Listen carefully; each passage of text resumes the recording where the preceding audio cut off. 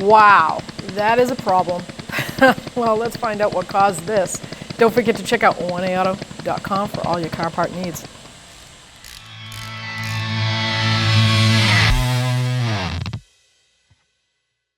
All right, so you just saw that and you thought, oh, that's steaming out, that's coolant.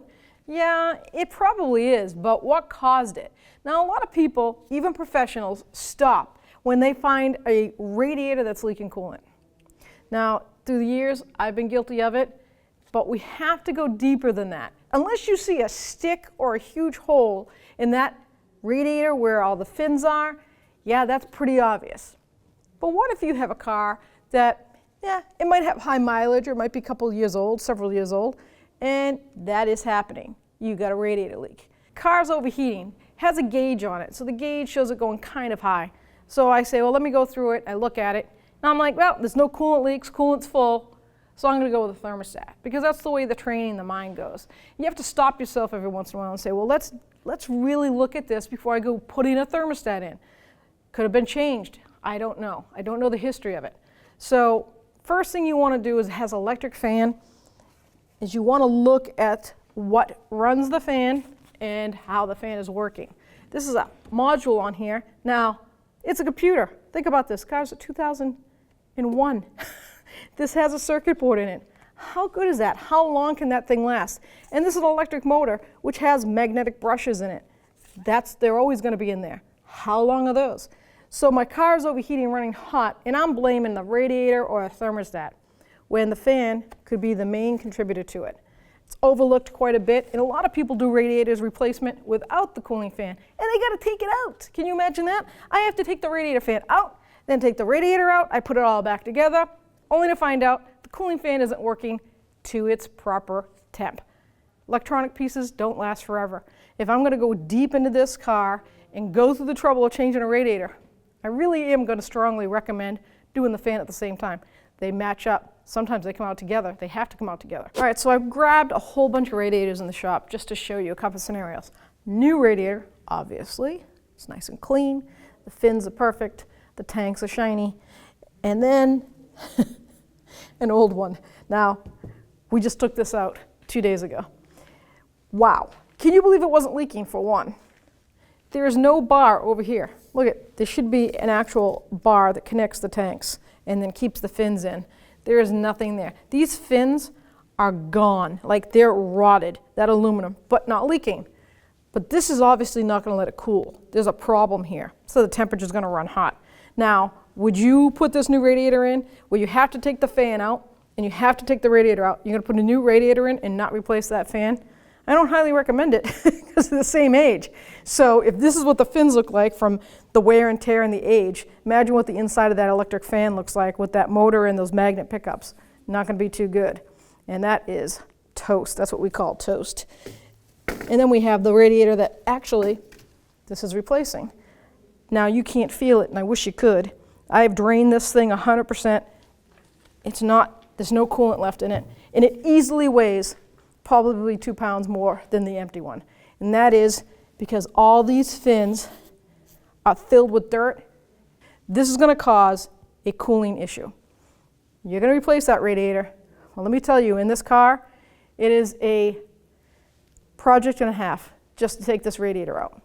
Now, if you're not going to put that new cooling fan in when you do this job, you're not doing a complete job, as far as I'm concerned. You're doing a headache.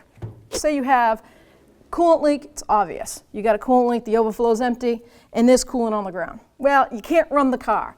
If you could run the car, that would be great, but you can't. So, you know you're going to replace this radiator. I would say if you're going to order parts, order the fan, just in case when you get to it, you discover it's bad. So, get your fan out. Now you're like, I wonder if it's any good. So, what I did was I will take a fan sometimes and I'll just hook it up and I'll put a power probe to it. So that means I have a ground and a positive. That's what this does. You could use jumper wires, and check it out. And then I put power to it. The fan works, right? Well, that's pretty loud. But to the trained ear, I can actually hear some motor noise in there. A little whine kind of noise. Do I want to take my chances and go through this mess without replacing this? Personally, I do not. Because if I'm going to do the labor, what's the extra money to do the fan at the same time when I do the radiator because they have to come out together. Say you know you have a coolant leak and the radiator is the culprit, right? But it's a little pinhole. Your coolant level really isn't going down much. It's taking days or weeks, right? But you do know this one thing, you notice that your car's running hotter than normal. I want you to learn how to check that cooling fan so quick and easy. You can run it because you've been driving it around, right? So first things you want to do is start her up and run it. You can go online and check the specifications for each vehicle, but you should know the number where that fan's supposed to come on. So if you have a little code reader, $50, sometimes even cheaper than that, you can plug it in and go right to the data and look up engine temp and watch that. And when it gets to that manufacturer specifications, which by the way, on most of the Chevys, this will be around 230, that electric fan should come on. As long as there's coolant in here and it's running, that electric fan should come on right around 230 Fahrenheit. So you want to plug your code reader in and run the car for about 45 to 50 minutes, but keep an eye on that temp right there. And when it gets to around 230, that's when that fan should come on. If it goes up above 235, 240, 250, yeah, and you've got a temp gauge and you notice it going to the red, disconnect that fan and see if you got power and ground going to it. If you do, then the fan's no good. We have a guy here that works with us, and he said to me, hey Sue, my car fluctuates. The idle kind of goes up and down, up and down. I'm like, give me your keys, I'm gonna go check it out. So I bring it in, and first thing I always do is check fluids, all the fluids. And it was still cold because I just started up, drove right in, and the overflow tank on the coolant was empty. And then I looked at the car and I could see green spray everywhere. That told me that he was low on coolant. And that tells me why the idling is surging. It's looking for the idle because the coolant temp sensor inside the car, the block, is like, nah, we're not reaching proper temperature. I don't know what we're at because I have no coolant.